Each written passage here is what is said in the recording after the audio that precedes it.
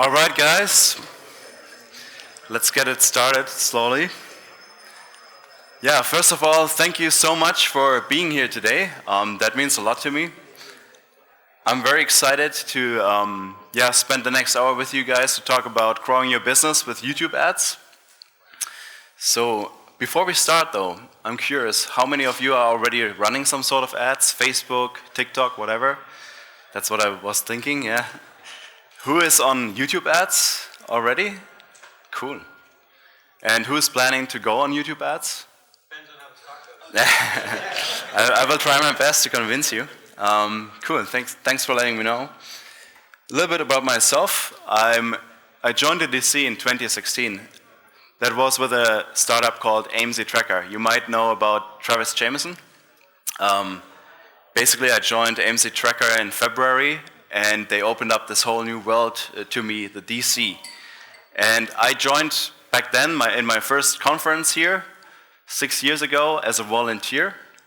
And now I slowly evolved and have my own agency, where we help businesses like in coaching, in e-commerce, as well as in info products to scale and get more sales with paid advertisement. Our clients are in the range from 6 figures all the way up to 500 million in sales. And on the side, I started a podcast called The 7-Figure E-Commerce Blueprint, where I interview successful 7-8-figure e-commerce entrepreneurs.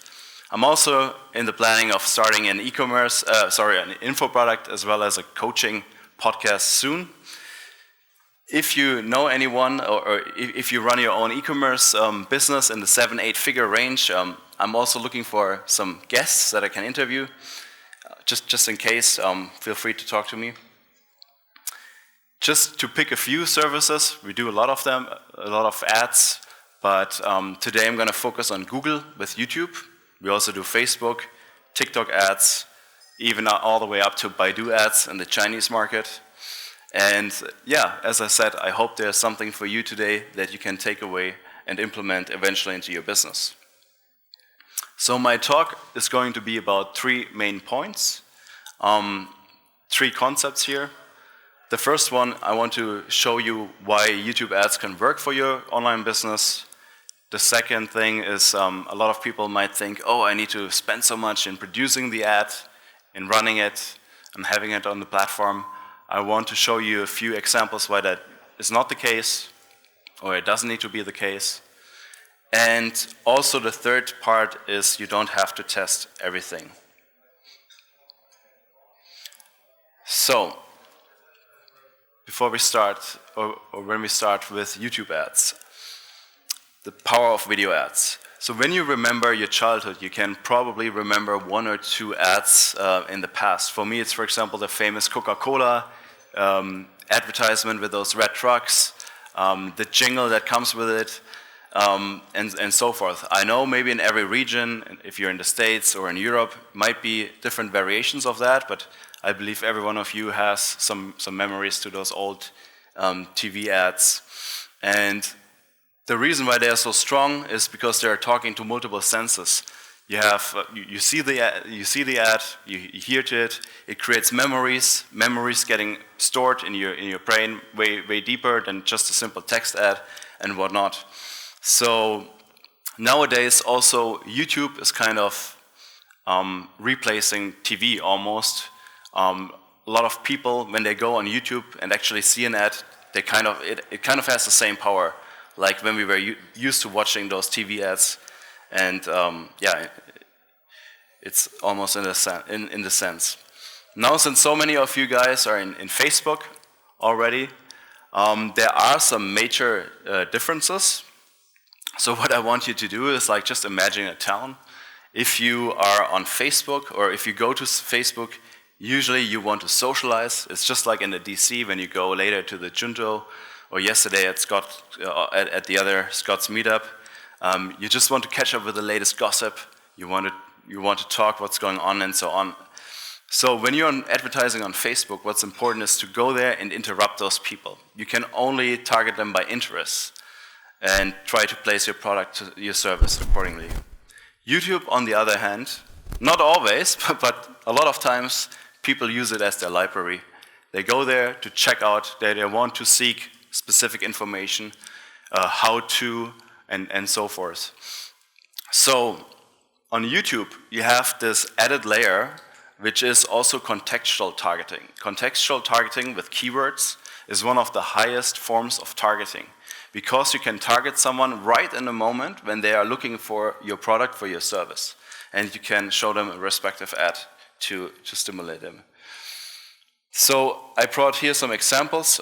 For example, best Thai course. When someone is looking to learn a language, they type in best Thai course, how to speak Thai fast, how to study a new language.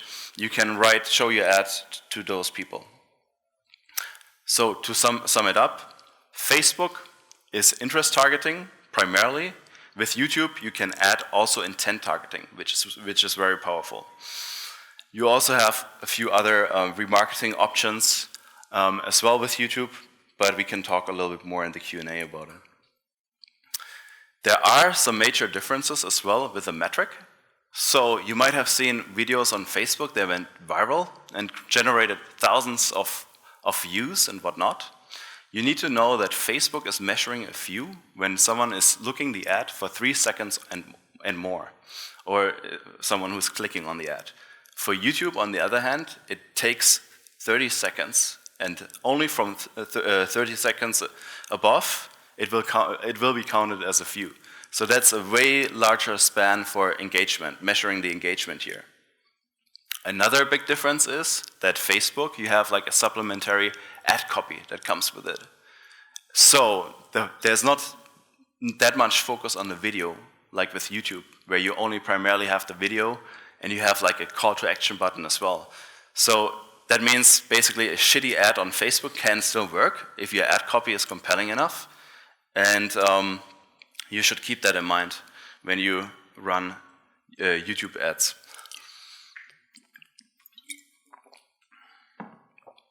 So just a disclaimer here, because views are not the key metric. We saw a lot of videos that generate views on Facebook, but then actually they get more sales on YouTube as well. So don't focus on the wrong metric here. For e-commerce, there is a small case study. It's actually a fellow Desir, who is a good friend of mine, and he was running back then at the time a 7-figure business.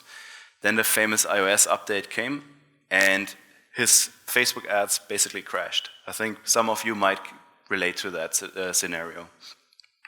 And the sales dropped quite significantly. So we were talking and we were discussing a YouTube ad strategy, which he implemented. And not only could he get back to 7 figures, but the business is now on 8 figures and more. And YouTube is one of the biggest channels here to generate the sales. So the second point I would like to talk about is you don't need to spend a lot of money to run YouTube ads.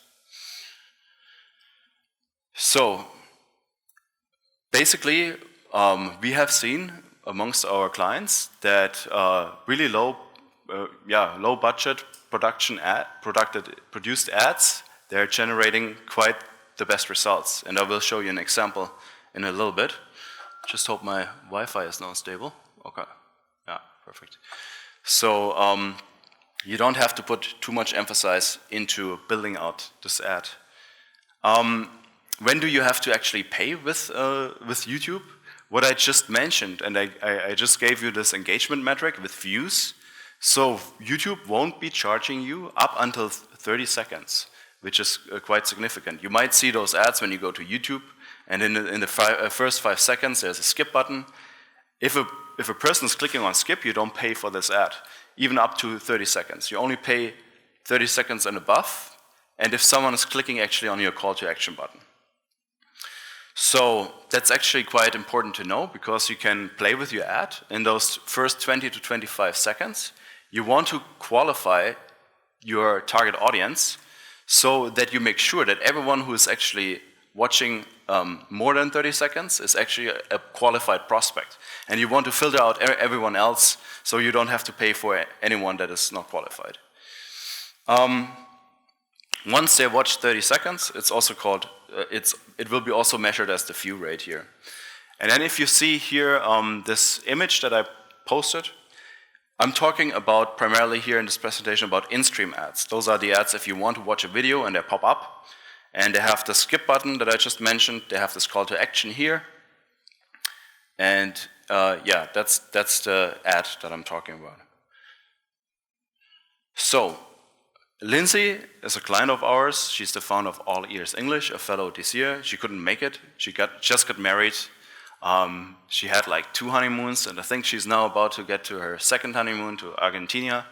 She runs 2 businesses. She has a dog. She's super busy basically all the time.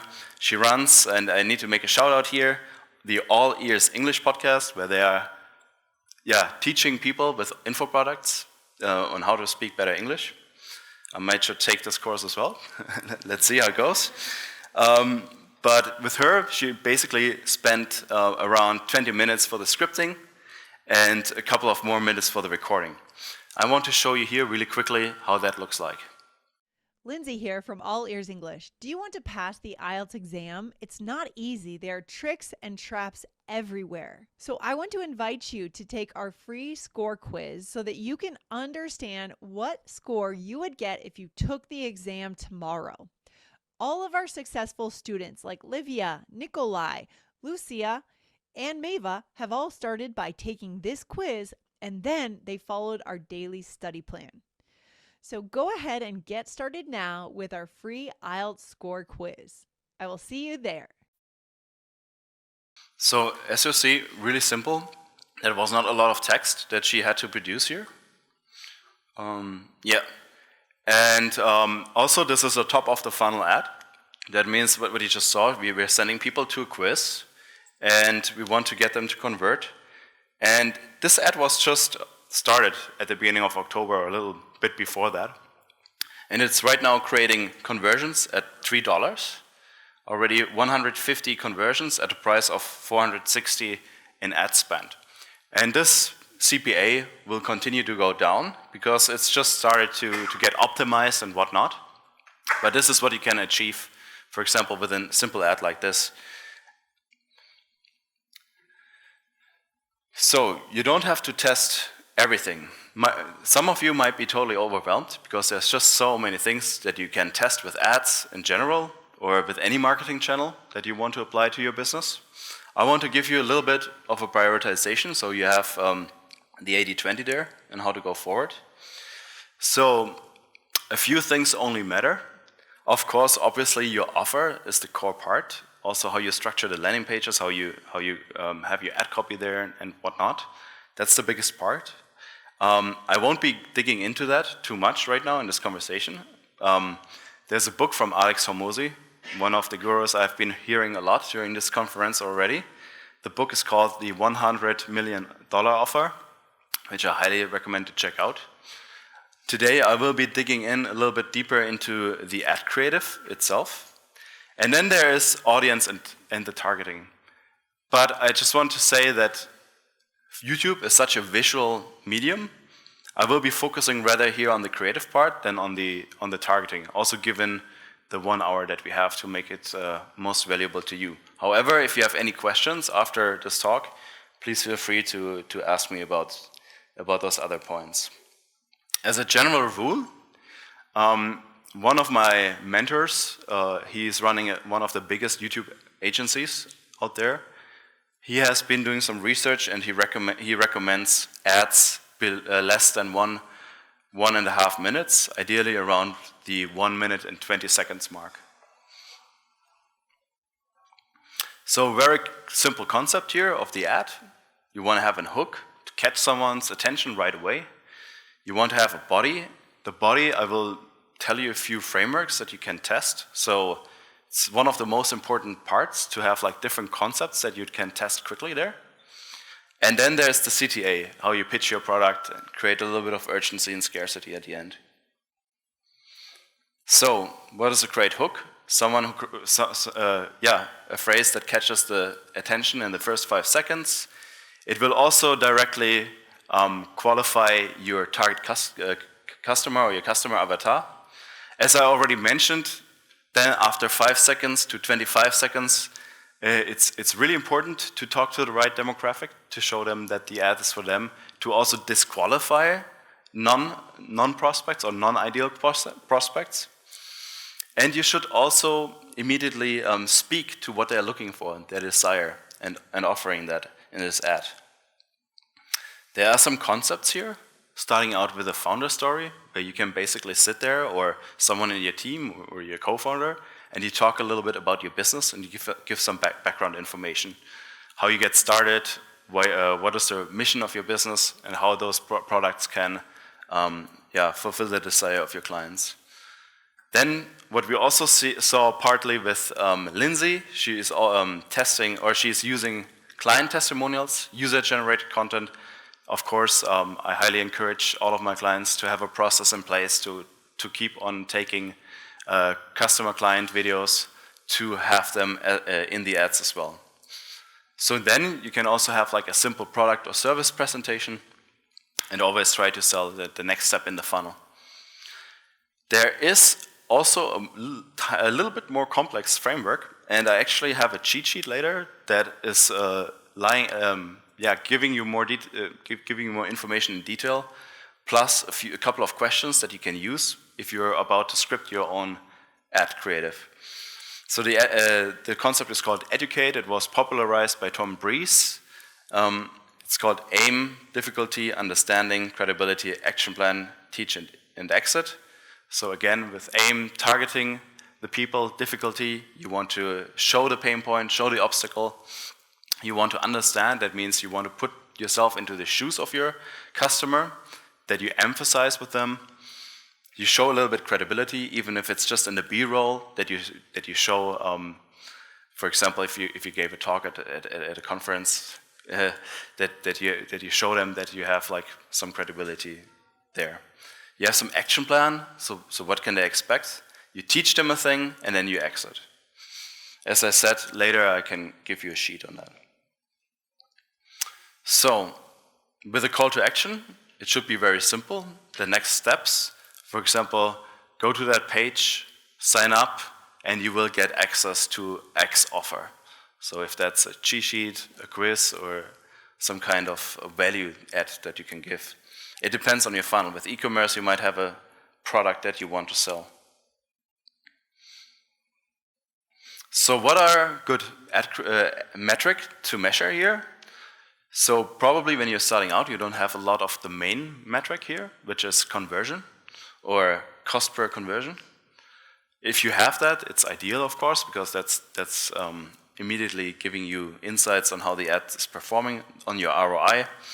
But what are good secondary metrics, if you don't have enough data, is like the click-through rate. And here the benchmark is to aim above 1%, if not, ideally between 1.5 to 2%. And the view rate. The view rate should also be between 20 and 25%. Again, you don't want to have too much view rate, because that means too many people who are not relevant are watching this ad, and you have to pay for it. So here's a case study, actually about this year. Davis, he will be on the main stage. He's also in the background. He is the founder of My Consulting Offer. Before he started his own business, he was working for Bain out of San Francisco. And with his business right now, he's helping aspiring management consultants to get jobs at firms like Bain, McKinsey, and the Boston Consulting Group. And Davis is, when it comes to everything in his business, especially in marketing, and then when it comes to ads, he's a very high-speed tester in general, and he has this mindset really implemented in his actions. So with him, we were able to really test out a lot of stuff, and I will also show you an example there. And that's also very important that you then later, once you have the right concepts, you can do more and more tests. I will show you a quick ad from Davis to give you some more insights here. I remember submitting my applications to Bain and going to my Bain interviews knowing I had an unfair advantage. In fact, the whole process of getting my Bain offer felt like I was cheating. The whole process was easy, it was worry-free, and best of all, it felt predictable. I'll share with you in a moment what that unfair advantage was. My name is Davis, and like you, I wanted to become a management consultant. And I was able to get my offer at Bain & Company without a business background, without having a big name company on my resume, and without spending hundreds of hours preparing for the case interview. So how did I manage to get my offer? My story actually starts from the moment I first heard about management consulting. The problem was I discovered what consulting was 3 weeks before the deadlines. And after doing some research, I found out that a lot of candidates spent at least 100 hours just preparing for the case interview alone. And I didn't have 100 hours. But then it was that moment when I thought I had zero chance that I came up with an idea. My idea was to cold email 40 recruiters and consultants from McKinsey, Bain, and BCG in hopes that they would tell me the secrets of how to get an offer at their firm. And to my surprise, I got some responses back. They told me exactly what I needed to put on my resume and cover letter in order to get interviews. And they told me the type of questions I would expect on my interviews so I didn't have to waste hundreds of hours preparing for the case interview. The whole process just felt easy and predictable. That was my unfair advantage. After getting my offer from Bain, I started my career as a management consultant, earning a 6-figure salary, but most importantly, I knew I was developing skills that I would have for the rest of my life. I wanted others to have the same unfair advantage I did when I was going through recruiting. So I decided to start my own company, my consulting offer, to help people one-on-one. My team and I have helped over 500 people just like you land consulting jobs at some of the biggest companies in the world, including Bain, McKinsey, and BCG, and so many others. The best part, all of them managed to work in management consulting without hundreds of hours preparing for the case interview, without spending hundreds of revisions on their resume just to be rejected. They didn't have to figure it out on their own. They had everything. They had a proven process. If you want the same unfair advantage to get a management consulting job, then my team and I want to help you. For a limited time, my team and I are offering free 30-minute strategy sessions. These strategy sessions normally cost $1,000. But because I want to help more people get into consulting, for a limited time, I'm offering this call to you for free. So all you have to do to claim your free call while they last is to click the link next to this video, give us some details about your background so we can help you, and schedule your free call with my team. This is a scarcity countdown timer, by the way. Something we try to test in order to get the click-through rate up. And yeah, as you saw right now, this has been a presentation by Davis. He has been recording this video, and that was actually being used in 10 to 15 different variations, just like testing out having Davis in the picture, having Davis not in the picture, just with text overlay, having only B-roll, and you can just do a lot of it. Yeah, working with the editor together on that. Now, at the end of this presentation, and I just saw the time, it runs really fast. We also started a little bit late. But as I promised to you, if you're interested, you can download the checklist for this Educate framework that is helping you to get your ads together. It's really helpful. So this is for everyone who's starting out, basically.